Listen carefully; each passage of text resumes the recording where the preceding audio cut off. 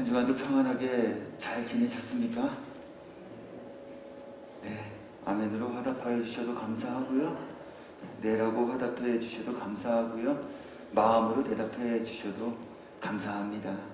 네, 모두가 주님의 은혜와 또 지켜주심의 복중에 평안한 삶을 잘 누리는 성도가 되셨는 줄로 저는 믿습니다. 지난 주일에 우리는 말씀을 통해서 성전 마당에 거하는 이들이 되지 말고 하나님의 소유가 되십시오 라고 하는 주제와 교훈을 함께 살폈습니다. 하나님께서 이 교훈을 저와 여러분에게 허락하신 이유와 목적은 다른 데 있지 않습니다. 하나님의 소유가 되는, 하나님의 소유 안에 거하는 이들로 삼으시기 위한 이유와 목적입니다. 무엇이 되게 하신 그것도 아니에요. 무엇을 하게 하시려는 이유와 목적도 아닙니다.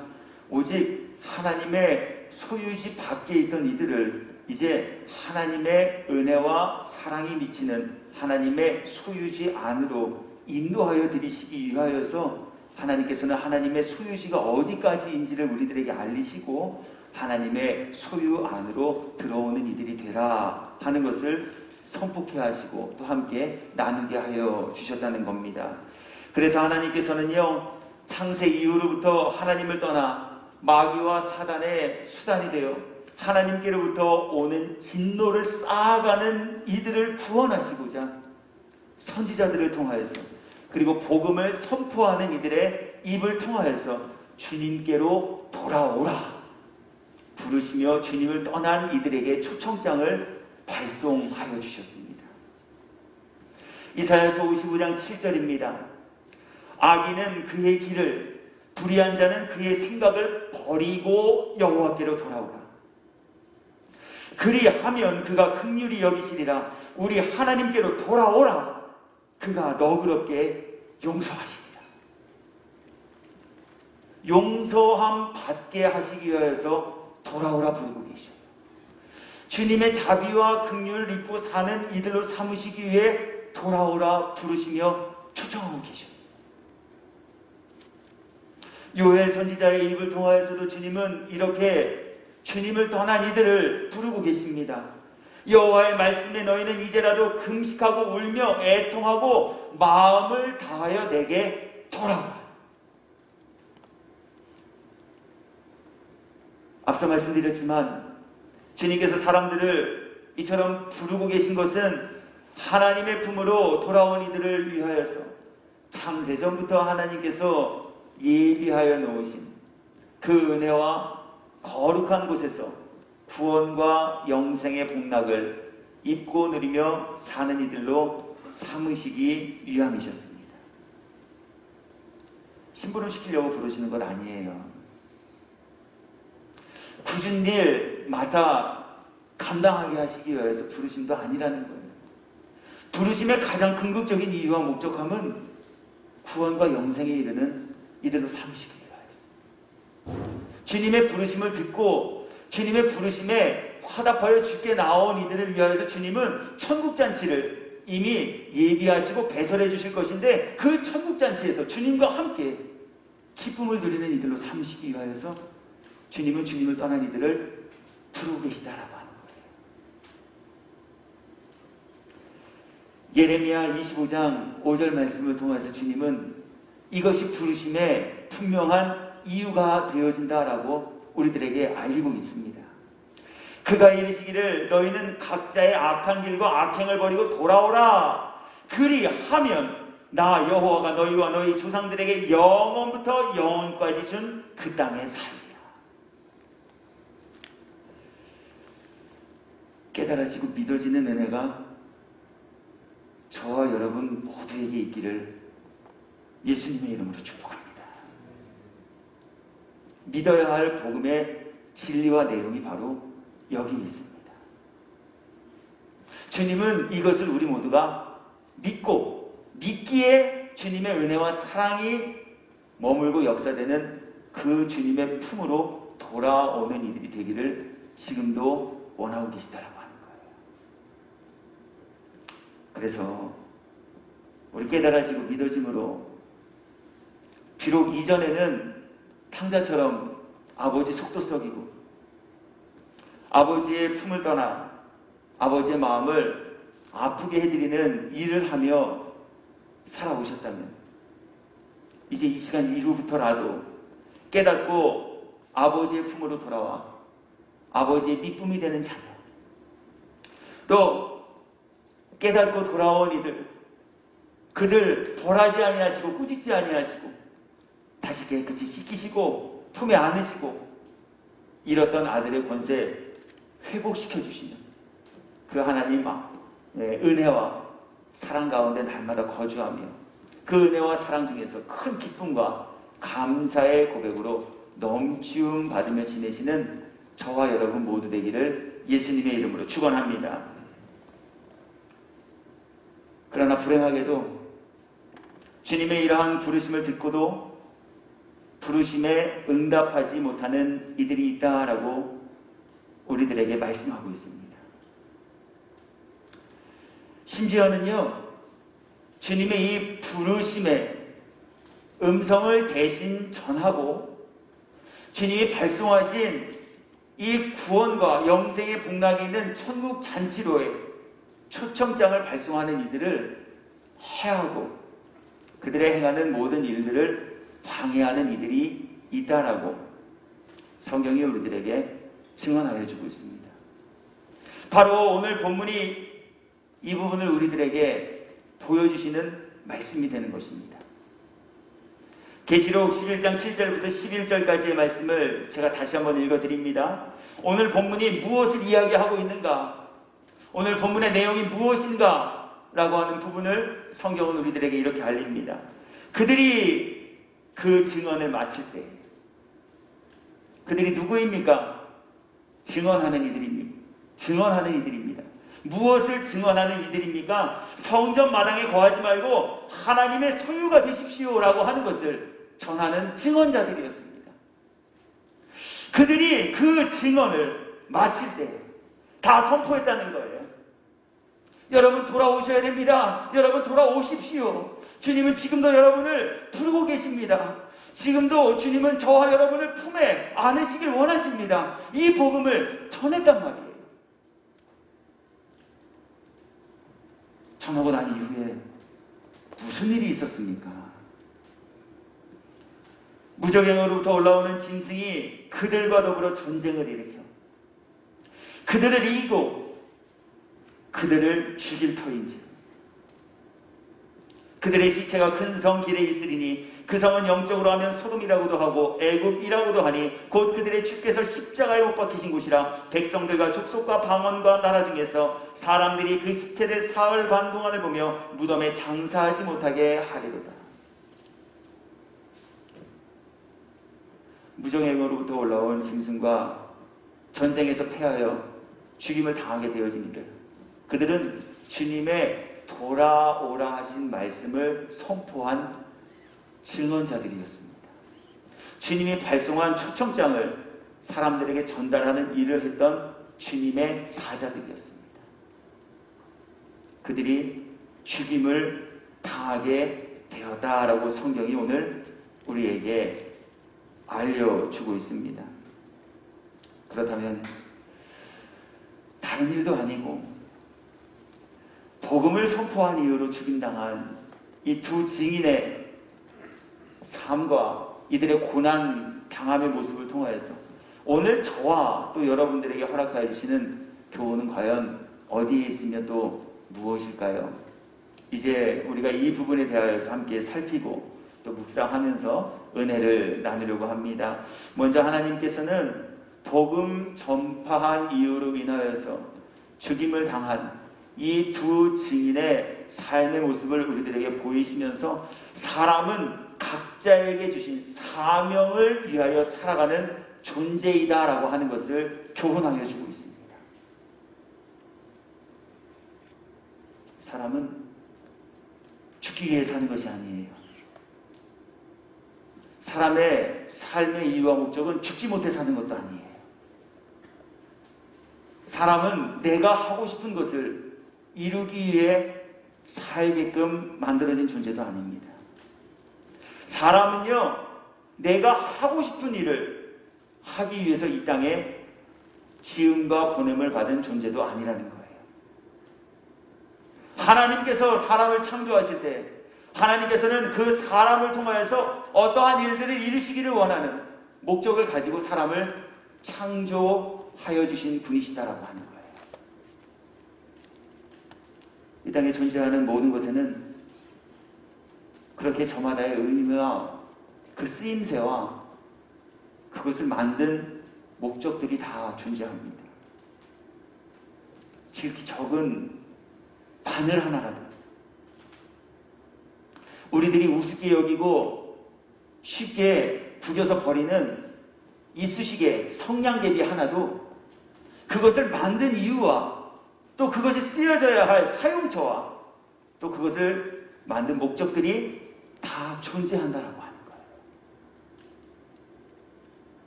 사람도 이처럼 무엇을 만들어 실존의 물체들을 완성해 갈 때 그것을 만든 이유와 목적을 그것에 부여하는 것처럼 하나님께서도 우주 만물을 말씀으로 창조하시고 하나님의 형상을 따라 사람을 창조하실 때에는 그 저마다의 존재 이유와 목적을 가지고 우주 만물도 만드시고 사람도 지으셨다라고 하는 이야기예요. 조물주의 능력으로 심심하셔서 차릉놀이를 하다가 사람을 지으신 것이 아니라는 이야기입니다.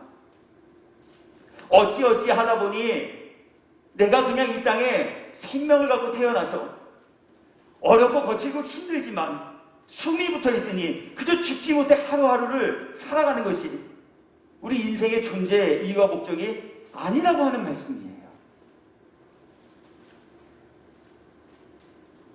그래서 하나님께서는요, 하나님의 형상을 따라 사람을 지으시고 난 이후에 그 사람을 지으신 이유와 목적함, 그리고 그 사람들에게 부여된 존재의 이유와 의미가 무엇인지를 분명하게 말씀해 주셨습니다.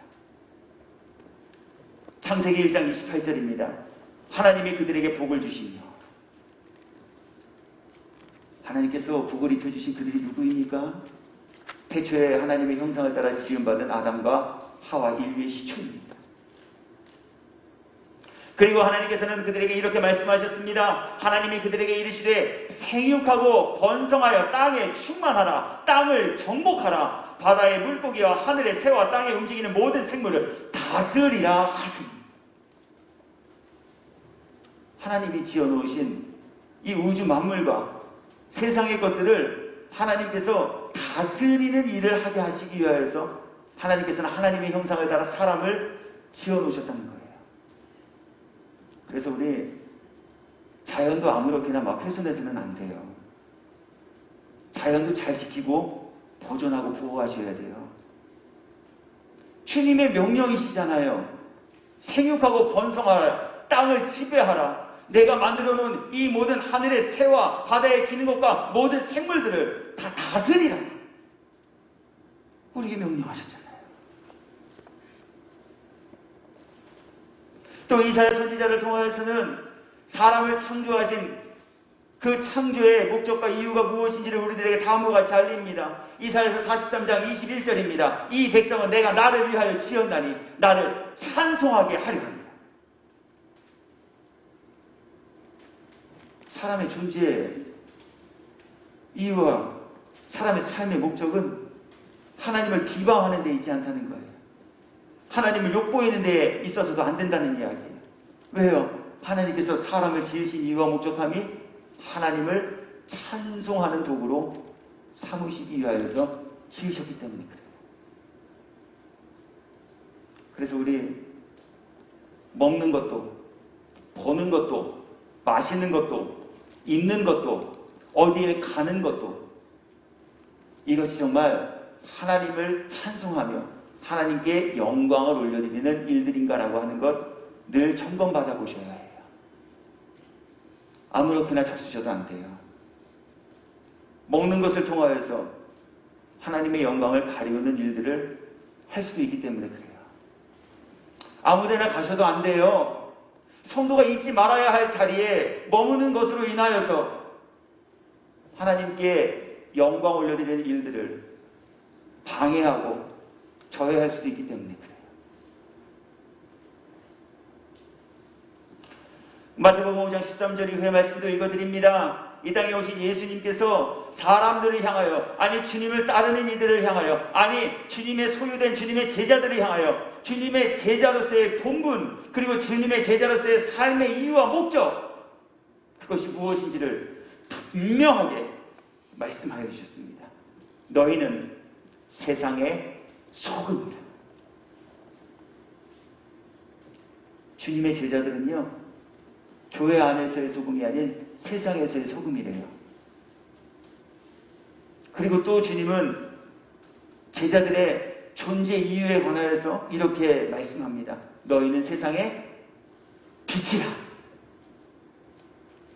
세상을 비추는 빛이 제자로서의 사명, 세상을 비추는 그 빛의 역할을 감당하는 것이 그리스도 예수께 속한 성도의 존재 이유다라고 말씀하고 있어요.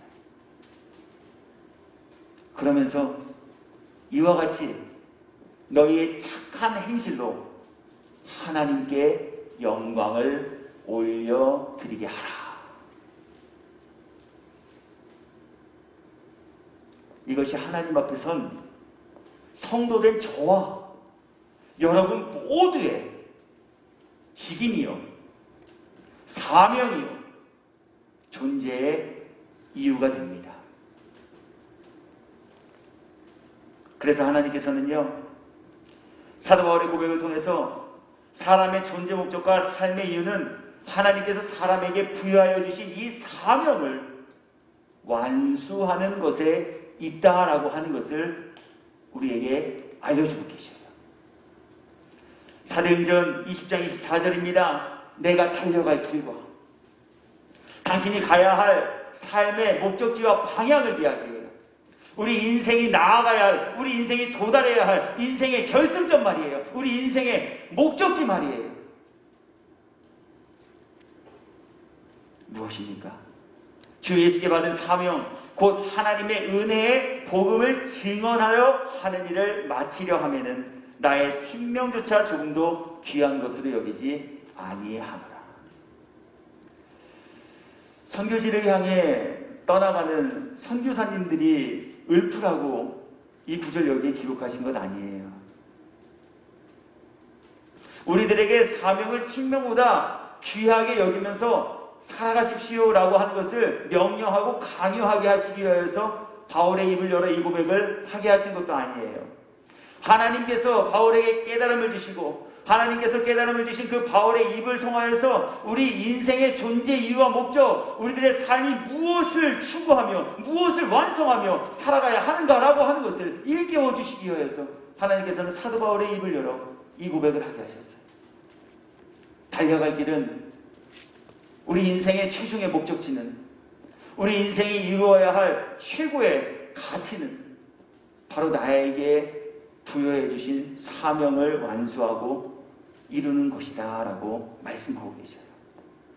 그 사명을 이루는 것이 얼마나 우리 인생에 있어서 가치 있고 가장 귀하고 꼭 반드시 이루어야 할 일인가 라고 하면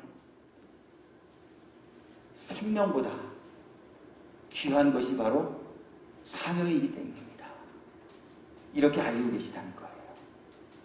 지금 하나님께서는 사람들에게 사명들을 부여하여 주셨고, 사람으로 하여금 하나님께서 주신 이 사명을 수행케 하시기 위하여서 사람의 생명을 유지하기도 하시고 사람의 생명을 연장시켜 주시기도 하는 분이시다라고 하는 얘기예요.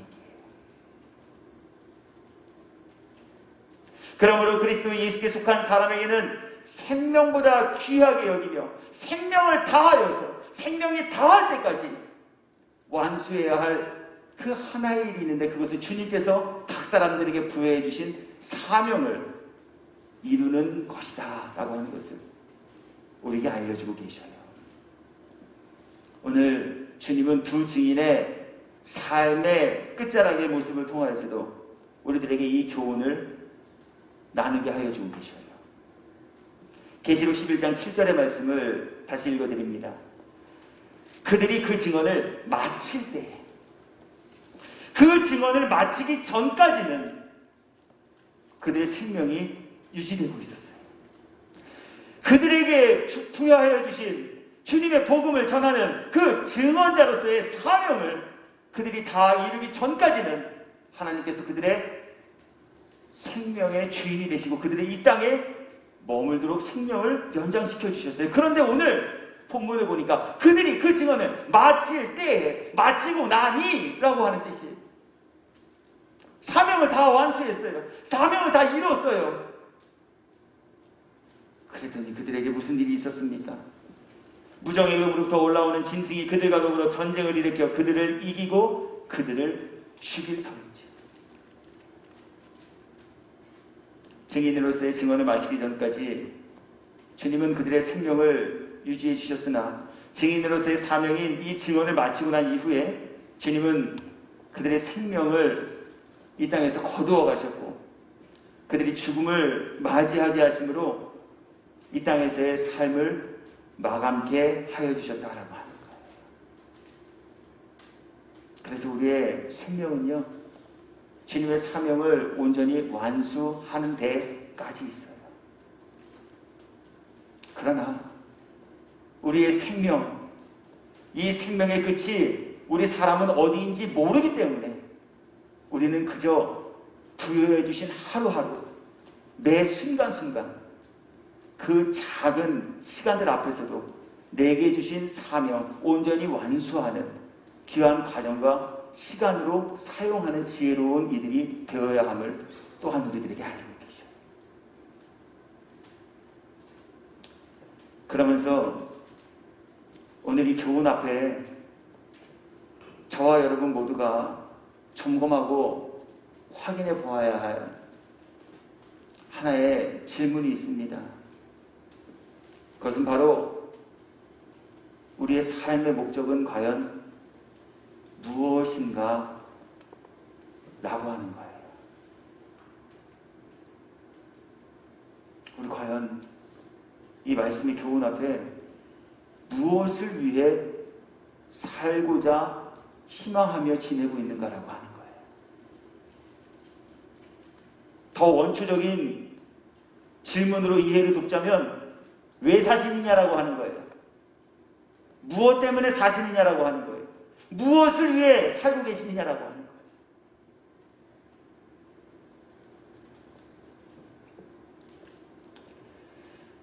어떤 분하고 이야기를 나누는데 마음에도 없는 소리인 줄 저도 잘 알고 있으나 그럼 저한테 이렇게 대답하시더라고요. 아니, 어떻게 사세요? 어떻게 지내세요? 그랬더니 아니, 목사님 죽지 못해 살아요.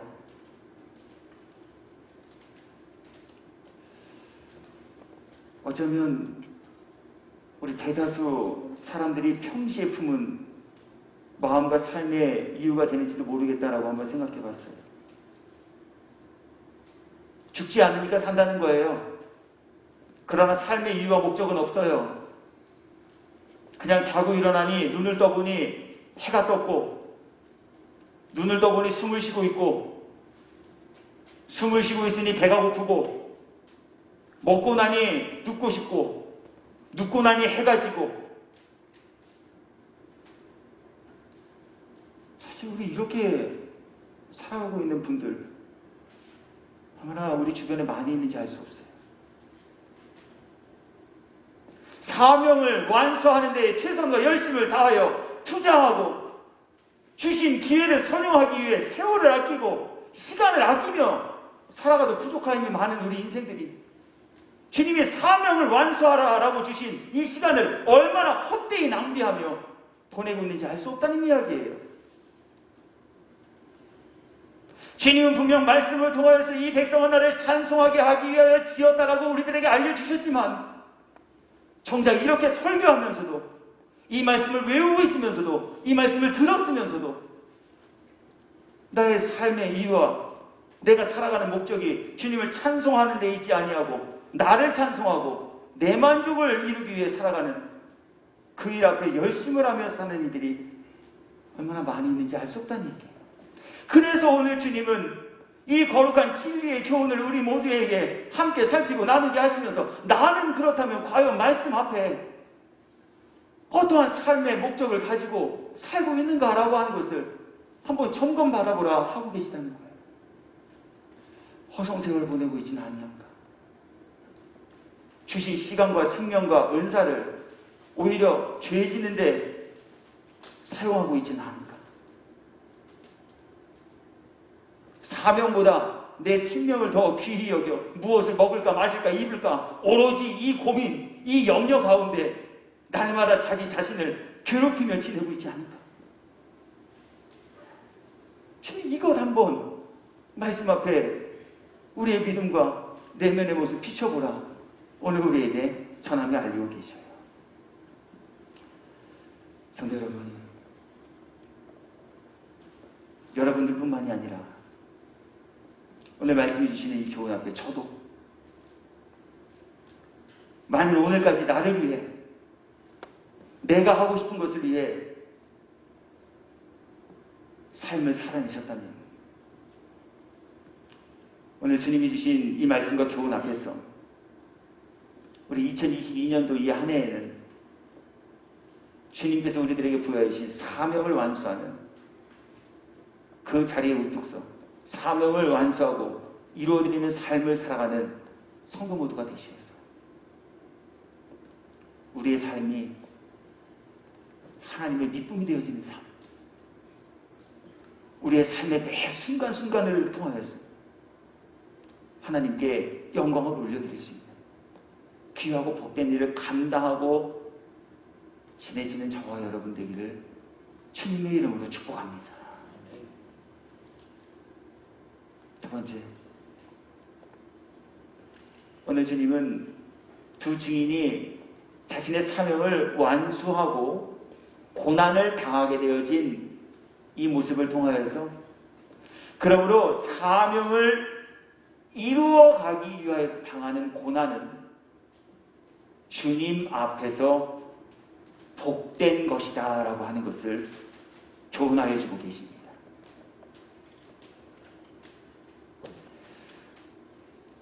사명 깨닫고 그 사명을 완수하기 위하여서 삶을 살아낸다라고 하는 것, 그거 말처럼 쉬운 일 아니에요.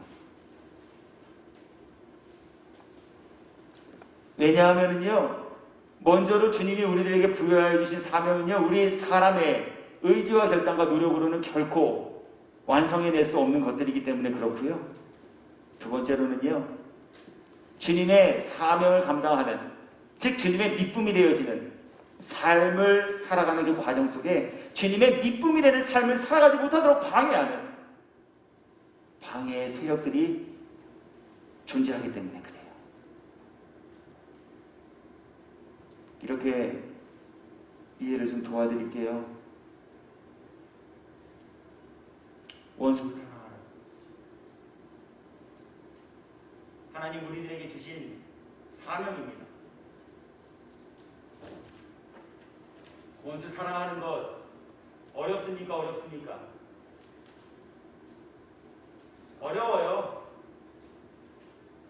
내 속으로 난 내 새끼도 내 말 안 듣고 속썩일 때는 가끔 미운 마음이 확 찾아질 때가 있는데요.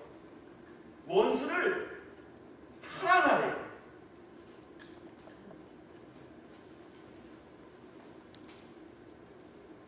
우리 사람의 힘으로는 할 수 없어요. 주님이 원수를 사랑할 수 있는 마음을 우리들에게 허락하여 주실 때에 우리는 그 말씀 성취하며 내게 주신 사명 감당하는 삶을 살아낼 수 있어요. 핍박하고 박해하는 일을 위하여 축복하래요.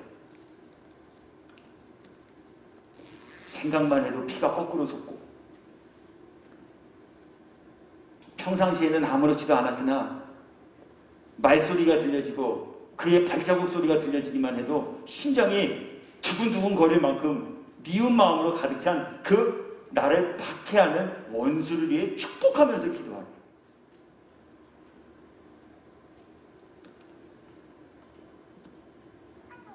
사람의 힘으로는 할 수 없어요. 남편들에게는요, 주님께서 교회를 사랑하신 것 같이 아내를 사랑하래요. 아내들에게는요, 남편에게 순종하래요. 목회하면서 성도들 만나 상담하면 제일 많이 듣는 얘기가 이 얘기가 아닐까 싶어요. 목사님, 순종할 만해야 하죠. 그 하는 꼬라지 보면 아우 그냥 순종할 만한 사람이면 주님이 순종하라는 명령을 아내들에게 주셨겠어요? 보면 순종하고 싶지 않아요. 정말 저게 사람인가 할 정도로. 우리 때로는 사람이기에 남편을 보며 아내들이 실망감 갖게 되어질 수도 있어요. 남편이라고 안 그런 줄 아세요? 만날 아내만 사랑하라? 말씀대로 되지 않는 유혹을 당하고 만날 때도 있어요. 의지는 안 돼요. 결단으로는 못한다는 것 이해시켜드리고자 이 말씀 드린 거예요.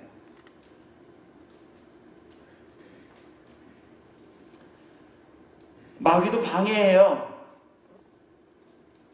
가만두지 않아요. 아무렇게나 살 때는 마귀가 공격하지 않아요. 그러나 말씀 듣고 깨닫고 말씀대로 살아보려 치면, 사명 감당해 보려 치면 그때부터 마귀는 그 일 하지 못하도록 방해해요. 새해를 맞이해서 기도 좀 해보려고 했더니 왜 이렇게 또 연초부터 기도하지 못하게 할 만한 일들이 생겨지는지요. 새해를 맞이해서 올해는 생명 걸고 예배의 자리를 지켜야 되겠다 결단했는데 왜 또 이렇게 예배 드리러 가지 못하게 하는 일들이 생겨지게 될까요? 미쁨이 되는 삶을 살아가지 못하도록 방해하는 마귀와 사단의 관계가 있기 때문에 그래요. 말씀을 의심하게 해요. 마음과 생각을 교란시켜요. 사명보다 내 생명이 더 귀하지? 자꾸 말씀에 반하는 뜻을 품게 해요. 창세기 3장 1절 말씀 읽어드릴게요. 그런데 뱀은 여호와 하나님이 지으신 들짐승 중에 가장 간교하니라. 뱀이 여자에게 물어 이르되 하나님이 참으로 너희에게 동산 모든 나무 열매를 먹지 말라 하시더냐? 궁금해서 물어봤나요? 몰라서 물어봤나요? 아니에요. 여자의 마음을 교란시키기 위해 뱀이 물었어요. 하나님의 명령에 불순종한 죄에 범하게 하려고 뱀이 찾아와 묻기 시작했어요. 나중에 그 본색과 정체를 드러냈잖아요. 아니야, 먹어도 죽지 않아. 오히려 하나님의 말씀에 불순종하여 너희가 그거 먹으면 너희 눈이 밝아져서 하나님과 똑같이 되어질 수 있어.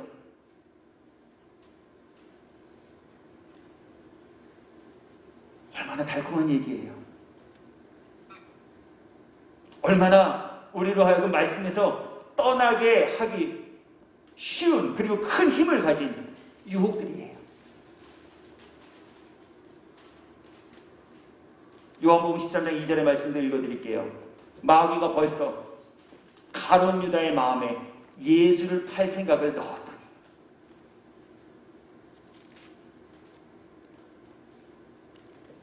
주님의 제자로서 주님을 보필하며 살아도 모자랄 사람들이 마귀가 넣어준 그 악한 생각으로 인해 만왕양 만주해 주신 주 예수 그리스도를 십자가에 못 박혀 내어 죽는 그 사지로 내모는 일을 감당하게도 되었다는 거예요.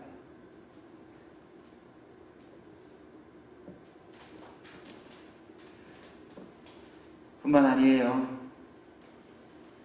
그래서 사명을 감당하며 살아갈 때는요, 때로는 그 사명을 온전히 감당하지 못하게 하기 위하여서요, 눈에 보이지 않는 이러한 내적 걸림돌뿐만이 아니라 우리로 하여금 두렵게 할 만한 실제적인 걸림돌도 우리 앞에 던져놓기도 해요.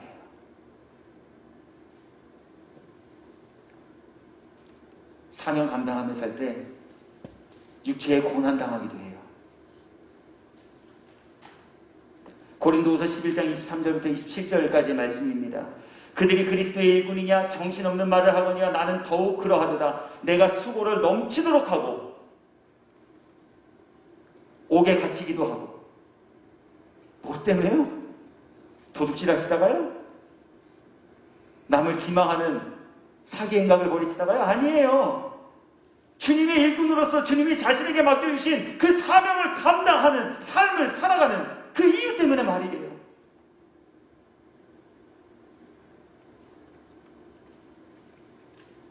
여기까지 뭐 사람의 의지로도 어떻게 감당해 낼 수 있는 시련일지 모르겠어요. 주님을 위해 옥에 갇히는 것 정도, 주님을 위해 내가 조금 더 수고하는 것 할 수 있으실지도 모르겠어요. 그런데 그 다음부터는 우리 사람의 힘으로는 도저히 감당할 수 없는 고난이 또 찾아오게 될 것을 바울은 알려주고 있어요. 매도 수없이 맞고 여러 번 죽을 뻔하였으니 유대인들에게서 40에 하나는 감한매를 5번 맞았습니다.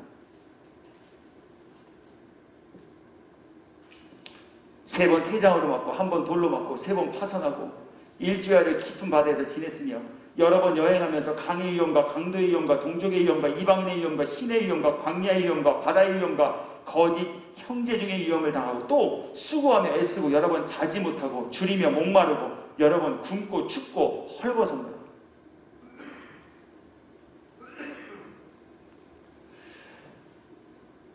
하실 수 있을까요?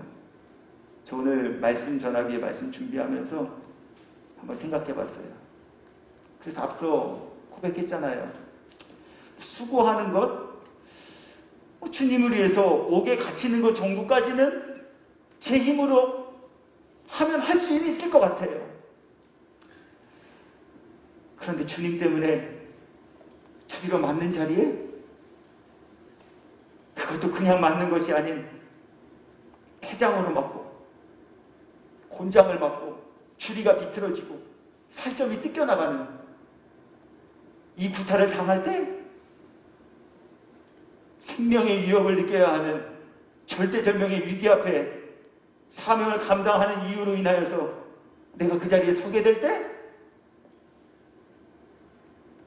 춥고 헐벗고 굶주리는 일들을 여러 번 당할 때 난 가족도 있는데 내가 과연 그 일을 할 수 있을까?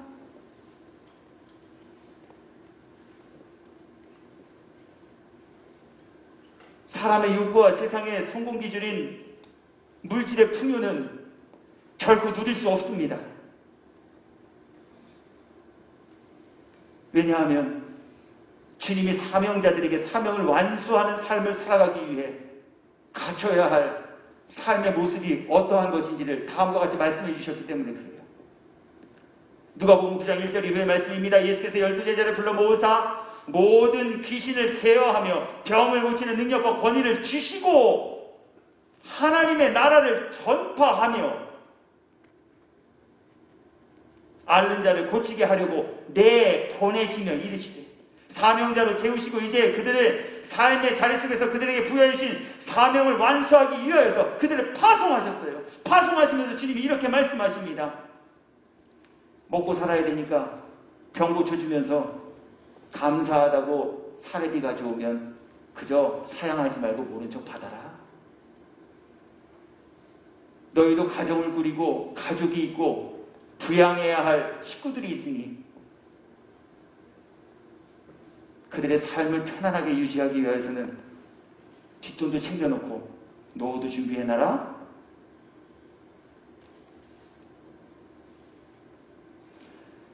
그들을 내보내시며 이르시되 여행을 위하여 아무것도 가지지 말라. 지팡이나 배낭이나 양식이나 돈이나 두 벌 옷을 가지지 말며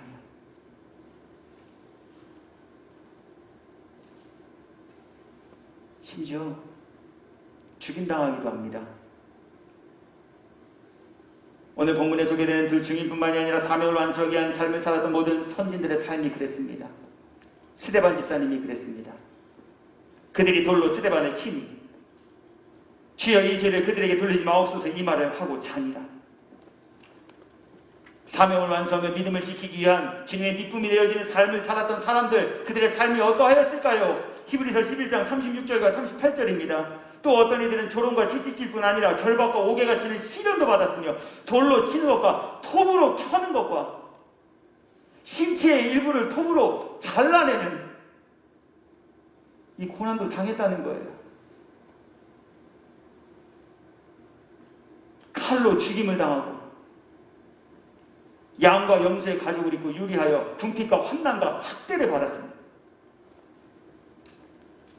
계시록 11장 9절과 10절입니다. 백성들과 족속과 방언과 나라 중에서 사람들이 그 시체를 사흘 반 동안을 보며 무덤에 장사하지 못하게 하리로다. 복되요? 마음이 무거워지시죠? 생각이 많아지시죠? 아멘도 하기 싫지요? 빨리 설교 끝나고 집에 돌아가셨으면 좋겠죠?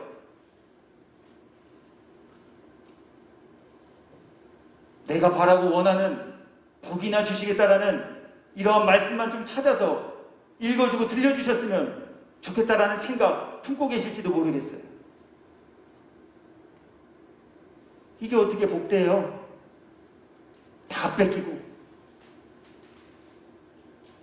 바보처럼 무기력하게 남들에게 맞고 살고 춥고 헐벗고 칼로 신체 일부를 잘림당하고 돌에 맞아 죽기까지 하는데 이게 뭘 복이에요? 저주지요.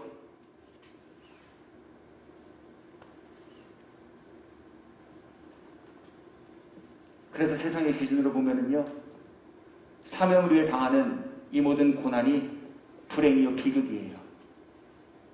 그러나 하나님의 말씀에 입각하여 우리들의 영적 그리고 우리 영혼이 비추는 이 내세의 시각으로 보면 사명을 위해 당하는 이 모든 고난은 우리 영혼을 위해 큰 복이 되어지는 것임을 주님은 말씀하고 계셔요. 히브리서 11장 35절과 40절 말씀입니다. 여자들은 자기의 죽은 자들을 부활로 받아들이기도 하며 또 어떤 이들은 더 좋은 부활을 얻고자 하여 심한 고문을 받되 구차히 풀려나기를 원하지 아니하였습니다. 더 좋은 부활의 자리로 나아가요. 이는 하나님이 우리를 위하여 더 좋은 것을 예비하셨은즉 우리가 아니면 그들로 온전함을 이루지 못하게 하려 하십니다. 마태복음 5장 10절 이후의 말씀입니다. 의를 위하여 박해를 받는 자는 복이 있나니 주님의 말씀이에요. 주님이 그러시다면 그런 거예요. 의를 위하여 박해를 받는 자를 주님은 복됩니다라고 지금 규정하고 계셔요. 나로 말미암아 너희를 욕하고 박해하고 거짓으로 너희를 거슬러 모든 악한 말을 할 때에는 너희에게 복이 있나니 기뻐하고 즐거워하라. 하늘에서 너희 상이 큼이라.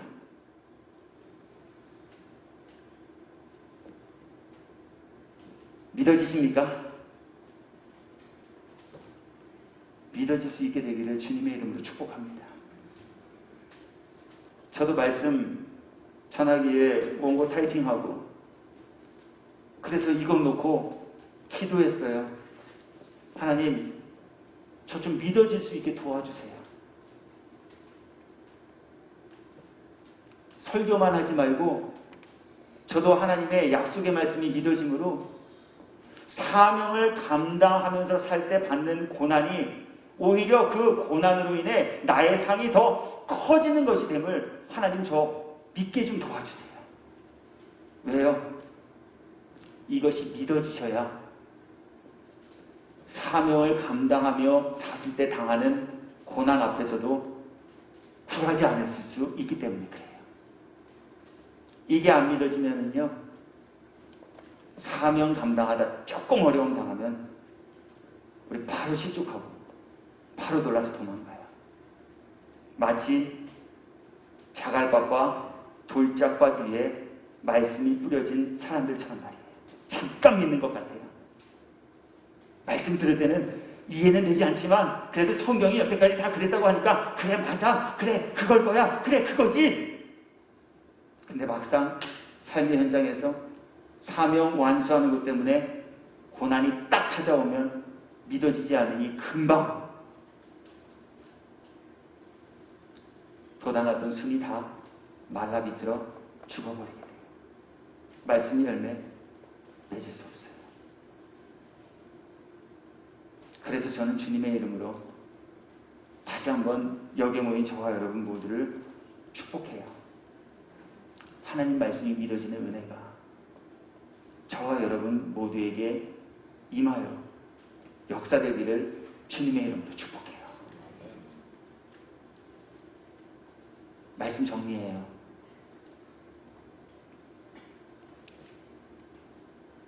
사람을 지으신 이유와 목적이 있다 하셨어요. 그것은 사람이 살아내야 할 삶의 목적이 되어져야 하는 것이다 알려주셨어요. 예수 안에 있는 이들에게 삶의 존재와 삶을 살아가야 하는 목적은 사명 감당함이라 하셨어요. 그런데 사명 감당하며 살 때 감당하지 못하도록 많은 어려움들이 찾아오게 될 거예요. 그 어려움 당하고 만나실 때 어렵지만